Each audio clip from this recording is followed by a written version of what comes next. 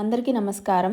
ఈరోజు మనం నిత్యం రోజు పూజ చేసేవారు దేవుడికి నైవేద్యం ఏం పెట్టాలి అంటే రోజు పొంగలి, పాయసం, పులిహోర, దద్దోజనం వంటివి వండి పెట్టడానికి ఉదయం సమయం సరిపోదు కాబట్టి వాటి బదులు ఏం పెట్టాలో తెలుసుకుందాం. మనకి సమయం సరిపోనప్పుడు బెల్లం కానీ, పాలు, పండ్లు, కొబ్బరికాయ, ఎండు ద్రాక్ష లేదా ఎండు ఖర్జూరం పెట్టొచ్చు. వీటన్నిటిలో కల్లా శ్రేష్టమైనది బెల్లం.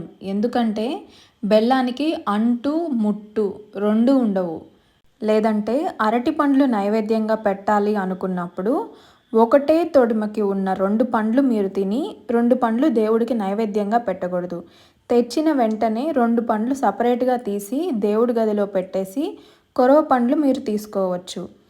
లేదంటే దానిమ్మ పండు కానీ, అరటి పండు లేదా కమలా పండు, ఎండు ఖర్జూరం ఇలా ఏవైనా సరే వలిచి గింజలు తీసి పెట్టాలి.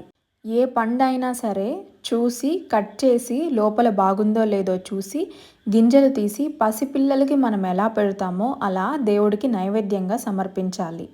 ఎప్పుడూ కూడా దేవుడికి నైవేద్యం పెట్టే గ్లాసు లేదా ప్లేట్ కానీ విడిగా పెట్టాలి.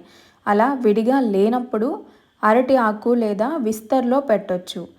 అలాగే వండిన పదార్థాలు నైవేద్యంగా పెట్టేటప్పుడు ఖచ్చితంగా చల్లారిన తర్వాతే పెట్టాలి. పైన తులసి దళం వేసి పెట్టాలి. కానీ వినాయకుడికి నైవేద్యంగా సమర్పించేటప్పుడు మాత్రం తులసి దళం వేయకూడదు, గరిక వేయాలి. అలాగే దేవుడికి నైవేద్యం సమర్పించిన తర్వాత ఆ ప్రసాదాన్ని దేవుడి దగ్గర అక్కడ అలానే సాయంత్రం వరకు ఉంచేస్తారు. అలా ఉంచకూడదు. అందరికీ ప్రసాదం ఇచ్చి మీరు కూడా ప్రసాదాన్ని తినండి.